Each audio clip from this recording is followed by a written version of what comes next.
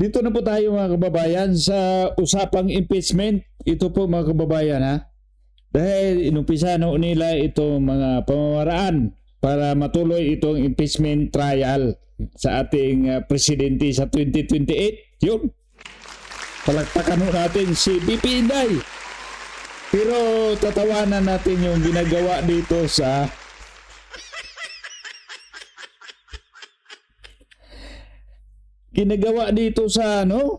defense team ni BP Inday. Bago tayo magpatuloy dyan, pakinggan muna natin ito si Atty. Sheila. Pakinggan muna natin ito si Atty. Sheila mga kababayan ha. Para masubaybayan natin, maintindihan natin yung ibig sabihin niya dyan. Go! Is that a mere presentation of supposed evidence before a committee that is not authorized to conduct trial does not really amount to proof. And the reason for that is really simple. It's because every evidence, whether it's something that you present in an ordinary case or in this case in an impeachment proceeding, must still survive scrutiny. And when does that happen? When does scrutiny happen?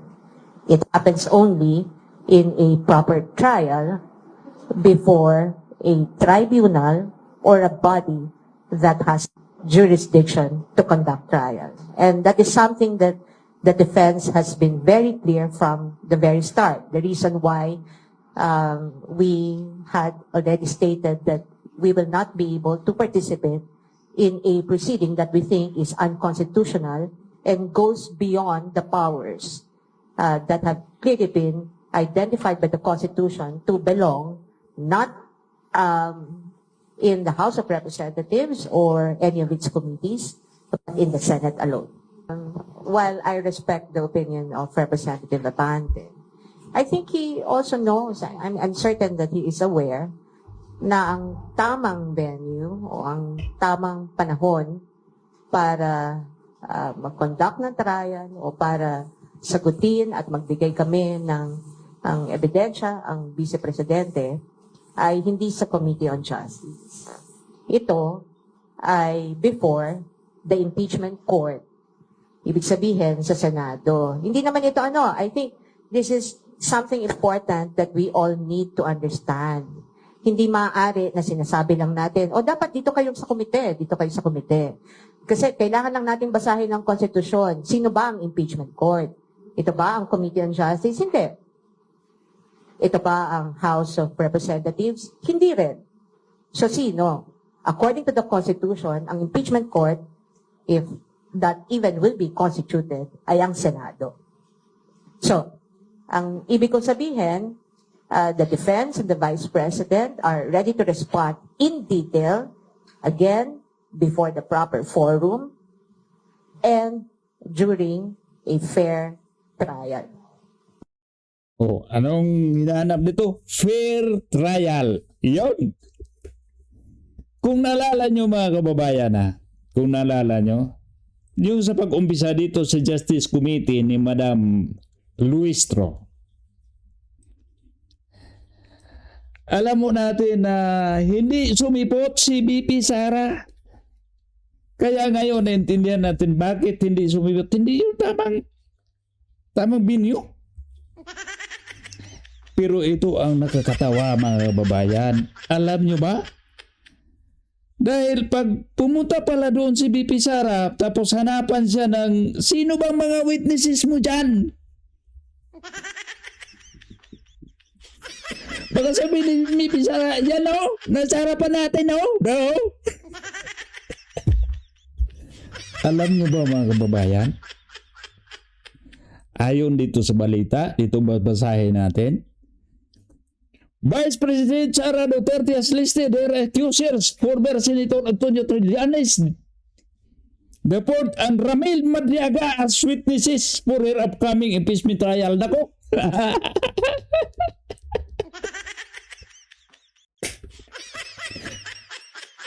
Kaya pala, Nung nakaraan mga kababayan, di ba may chismis na may ano daw yun, nagtataasan na ng busis dyan sa ano, yung ginagawa nila, nag-meeting sila doon sa, yung sa prosecution at saka yung sa defense team, yung nakaraan.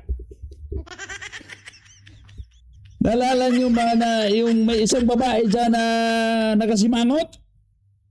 Na mukhang ano na, minupos tapos may regla daw siya.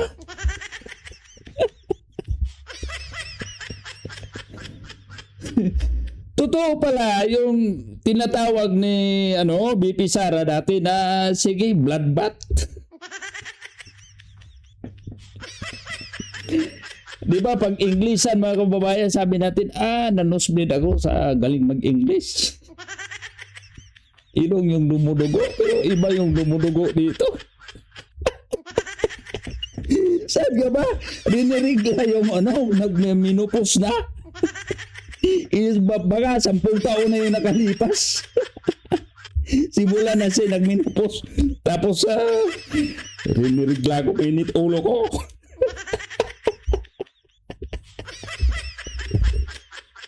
Ito pala dahilan. Dahil pag ito artikulo basahin nyo mga kababayan, pati pala yung ombudsman, pati yung NBI, may si Bersamin pa, may marami. Halos lahat na binanggit dyan sa Committee on Justice na kinukunan nila ng mga ebidensya laban kay BP Sara, yun din pala ang mga witnesses ni BP Sara.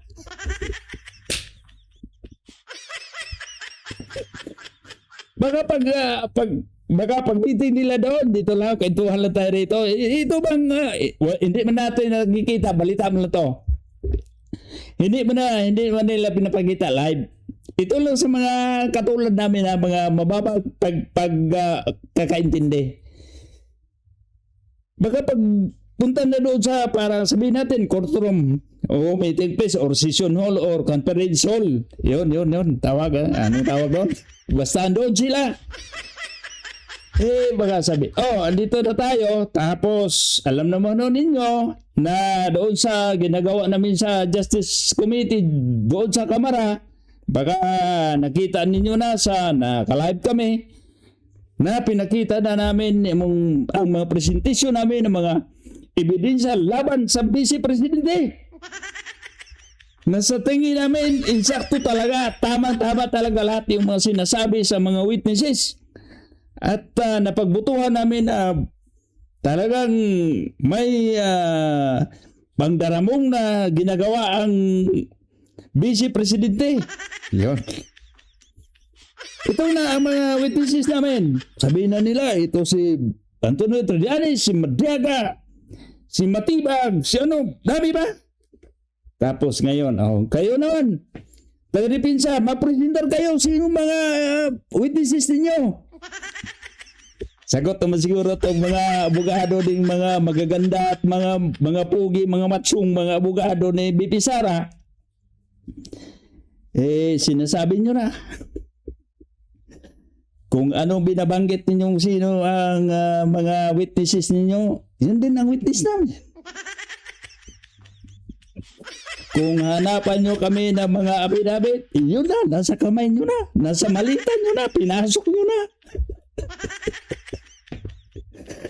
Kung gaano nyo iniintindi yun din pagkakaintindi namin.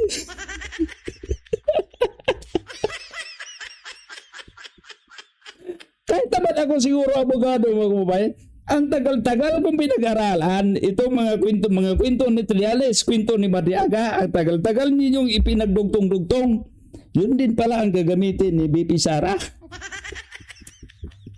Sige, gandahan nyo.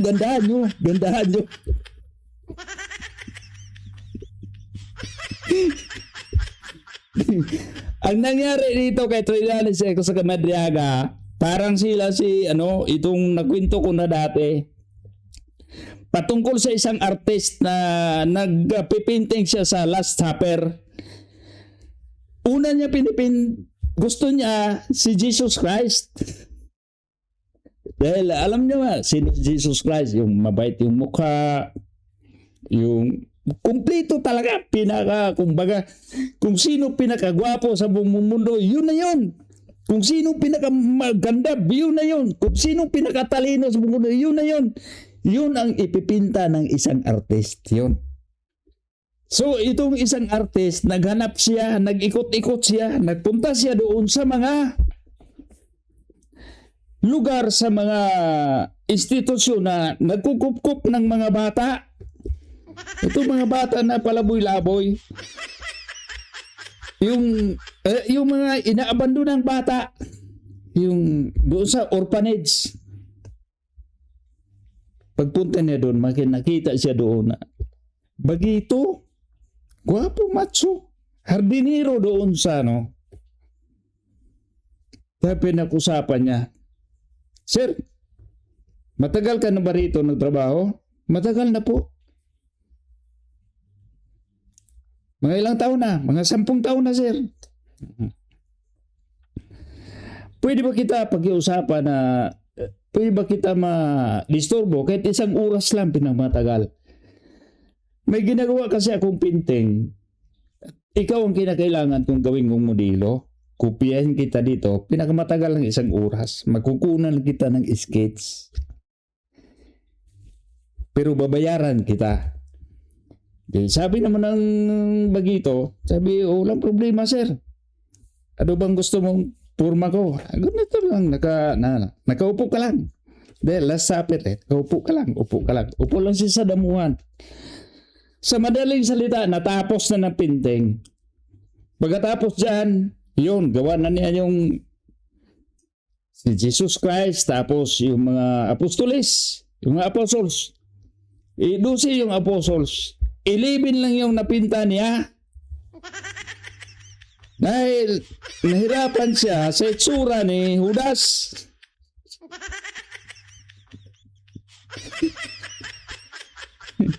Yung taong, yung talaga, Judas talaga.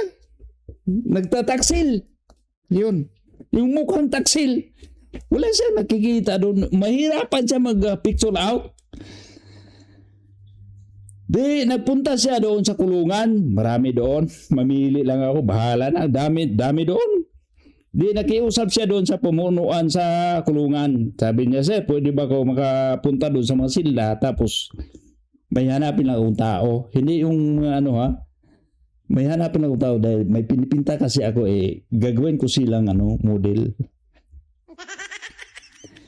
Di, pagpunta doon sa silda, di, sinamahan ng gwadya, punta doon sa silda. Pagkakita, yun, tama yung tao to. Mukhang taksil tong tao to Parang dito sa kabila Di ba to dati? Mutiny.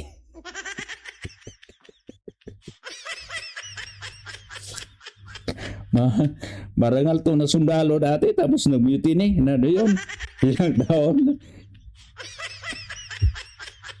Di, pinta siya, sinabi na mga 1 oras lang, "Sir, kunin lang kita na sketch. Bayaran kita." Pumayag naman. Kailangan niya ng pera yung taga-kulungan. Pambili ng chicharon.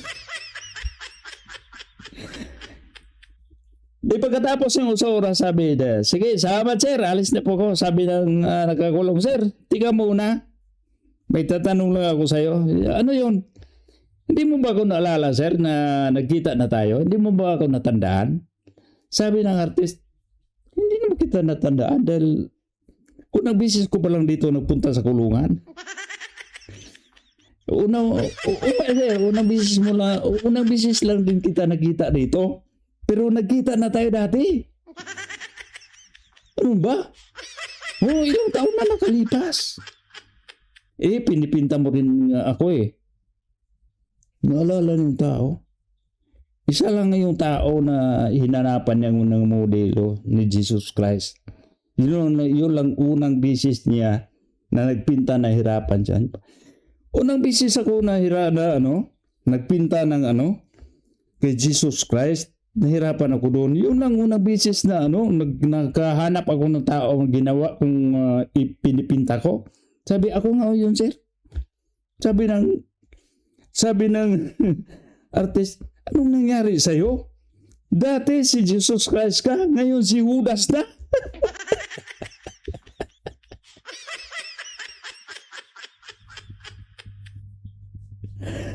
Dito po mga kababayan na katawa-tawa to. Tatawanan lang natin to. Dahil ito sa mga estratehiya dito sa mga defense team ni BP Sara, napakagaling. Ngayon lang ako nakarinig, ngayon lang ako nakasaksi dahil yung mga impeachment trial, dami na natin narinig dati dahil may dumadaan ng mga impeachment trial na nangyari sa ating bansa. Yung natandaan ko kay Estrada, kay Corona, kay sino ba yon?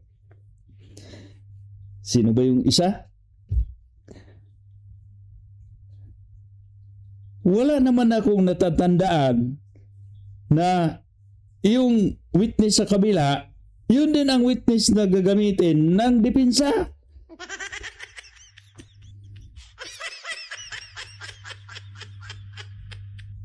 So, napagkaganda to nito nila, Hanes. Sulit ang bayad. Pagkasabihin nito, Lisa, gamitin mo akong witness. Bayad mo na. Nagbayad ka sila sa akin, no? Pati si Madriaga. Pero mo, ako po. Matindi. Alimbawa, presentation ngayong araw. Okay, presentation sa aming mga witnesses. Yun. Magsasalita yung sa podium yung mga witnesses. Tatayo doon. Ito ang mga witness ko. Tapos pagkatapos naman, tatayo din sila sa kabila. Ito din ang witness namin. Sulit talaga dahil ito si Trillanes mga kababayan. Mahilig to magdaldal. Hindi na kailangan to magpamedya pa kung ano sasabihin niya doon sa labas sa labas dyan sa korte na. Diyan na.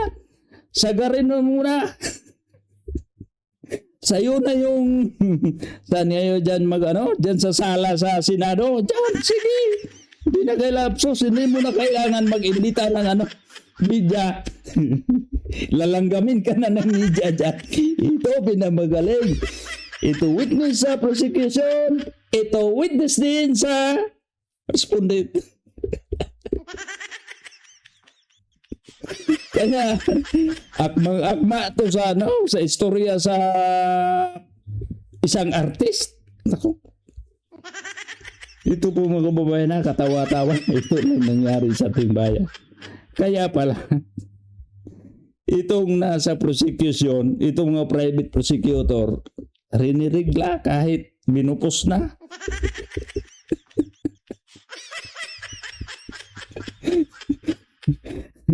Pero ang galing nito sino tong lead sa defense team? Ang galing ng estratehiya nila.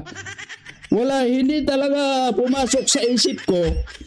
Dahil surpresa, nag-abang talaga sino kayang witness ni BP Sara para sa kanila o witness nila laban doon sa prosecution. Sino kaya? Yun pala. Kung babasahin natin dito, kasama pa pala yung dito. Aside from Trillanes and Madriaga, other witnesses that the Vice President listed are Ombudsman Jesus Crispin Remulla. Jesus. Nako. Itong mga tao mahilig magpa-press con ito na. Pagkakataon nyo na. Dalalan yung mga kababayan. Itong mga tao nito, nag-appear doon sa Justice Committee kay Madam Luistro dyan sa Kamara. Yun din ang mga tao na gagamitin. So, kung anong kwento nila doon, yun din ang kwento nila dito sa kabila. Hirap naman pag ibahin pa nila. So, magiging, sige, witness kayo dito sa kabila. Gagawa kayo ng affidavit. Gagawa ako ng affidavit laban sa akin.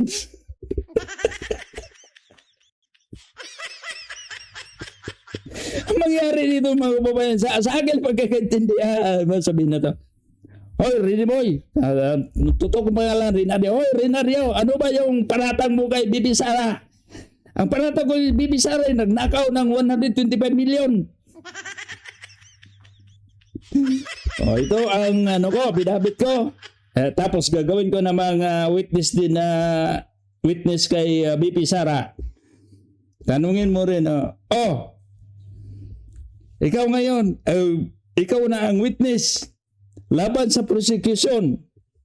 Di ba sabi mo dati na si Bibi Sara nagnakaw ng 125 million? Sabi mo naman.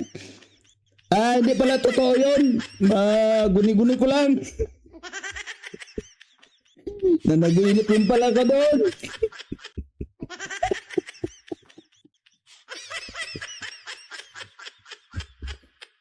Sabihin mo nun, oo. Mas marami pa doon. Hindi lang 125 million. Umabot pa ata ang 75 billion. Bakit dito sa affidavit mo na 125 lang? Ibahin mo lang yung numero dyan. Parehas man lang yung numero man lang yung diferensya. Parehas lang yung kwento ko, numero lang yung diferensya.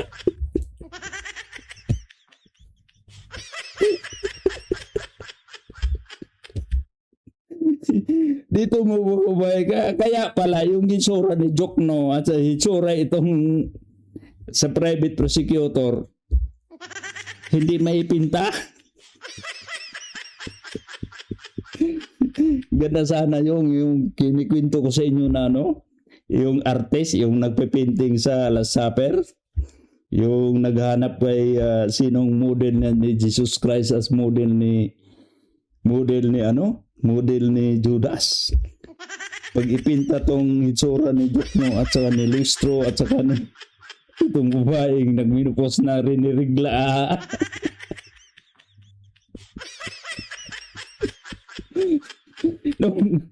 Nung binasa ko itong artikulo, nag-research ako baka fake news. Hindi talaga ako nagpunta sa dito talaga ako sa ano ba yung PC ito? O Gmail News Online. Pag ito sabihin na Renario, na fake news ka dito fake news binasa ko lang dami pala dito. Kasama pa dito former budget chief Amina Pangandam. Ano po? Nako. Sus. Ang dami pala dito. Nako. Grabe. So dito natin makita mga kababayan kung matindi talaga yung yung labanan ngayon. Dahil mahirapan na naisip ng prosecution o itong respondents, defense team ni BP Sara, maghanap tayo ng ibang witnesses against itong mga tao. Alam mo natin dito mga kababayan na itong punto ko dito, bakit ko nagawin to? Pinuprotektahan lang ni BP Sara yung mga taong magdepensa o itong mga witnesses na pabor sa kanya na lumalaban doon sa witnesses, doon sa prosecution. Dahil alam mo natin dito, pag matumbok na sila ay nagsinungaling, sila ay nasa pwesto at kakasuhan yung mga tao. Dito, sa ginawa ni BP Sara, ginawa dito sa defense team, sige, pasinungalingan yung sinasabi niyo tapos kasuhan yung sarili niyo.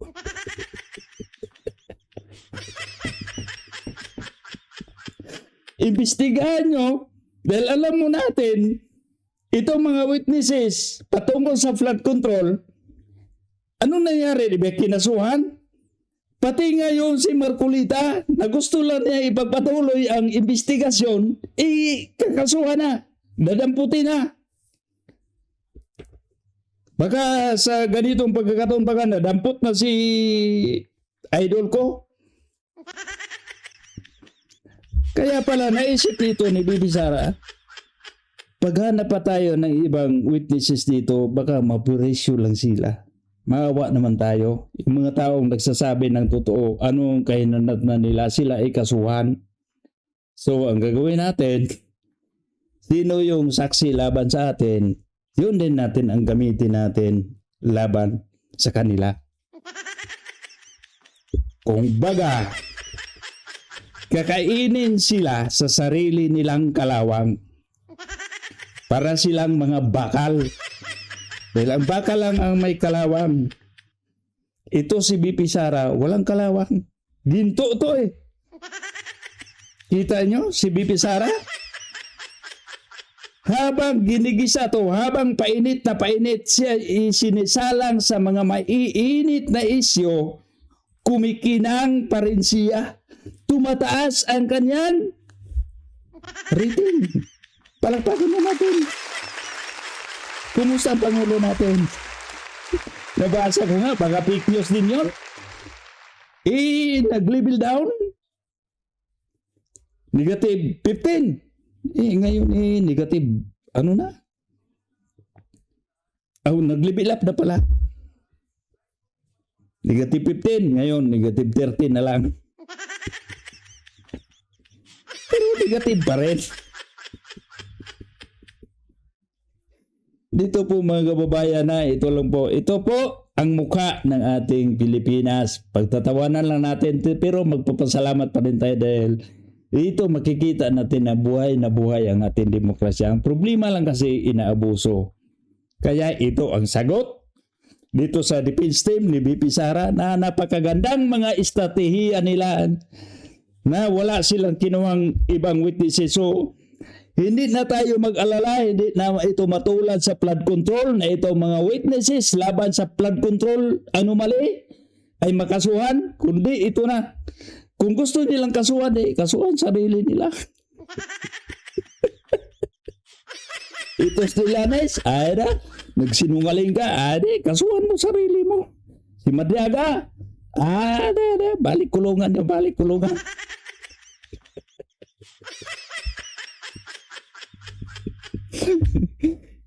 Ito na po sa akin lang dito opinion mga kababayan. Ito po na po ang napapala nyo. Ito sa prosecution, ito na po ang napapala nyo. Di ba ang bida-bida ninyo para kayong sikat, para kayong ganun-ganun. Sige na po, sige. Tuloy nyo yun, tuloy. Umpisa ng bloodbath. Naliligo na kayo, biro mo. Yung nagminupos na, baka nakabili na ng isang sakong napkin na yun. Dahil pag umpisa na ng trial, baka mag-bleeding pa dyan.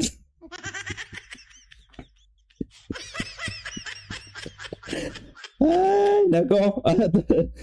Hanggang dito lang po. Ito po Sir Renibay. Magkita-kita tayo ulit sa sunod nating video. At mabuhay ang Pilipinas!